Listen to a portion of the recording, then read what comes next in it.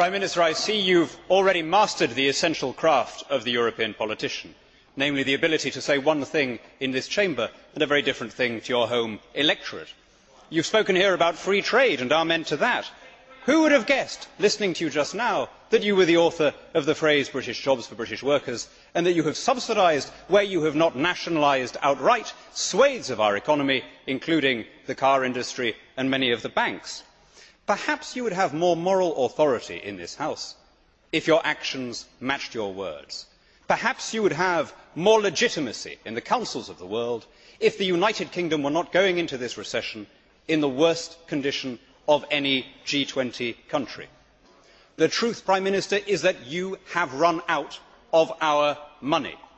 The country as a whole is now in negative equity. Every British child is born owing around £20,000. Servicing the interest on that debt is going to cost more than educating the child. Now, once again today you try to spread the blame around. You spoke about an international recession, international crisis. Well, it is true that we are all sailing together into the squalls, but not every vessel in the convoy is in the same dilapidated condition. Other ships used the good years to caulk their hulls and clear their rigging, in other words, to pay off debt.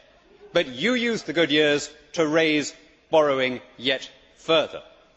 As a consequence, under your captaincy, our hull is pressed deep into the waterline under the accumulated weight of your debt. We are now running a deficit that touches 10% of GDP, an almost unbelievable figure. More than Pakistan, more than Hungary, countries where the IMF has already been called in. Now, it is not that you are not apologising. Like everyone else, I have long accepted that you are pathologically incapable of accepting responsibility for these things. It is that you are carrying on, wilfully worsening our situation, wantonly spending what little we have left. Last year, in the last 12 months, 100,000 private sector jobs have been lost, and yet you created 30,000 public sector jobs.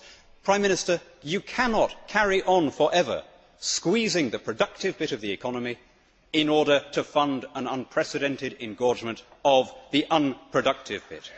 You cannot spend your way out of recession or borrow your way out of debt.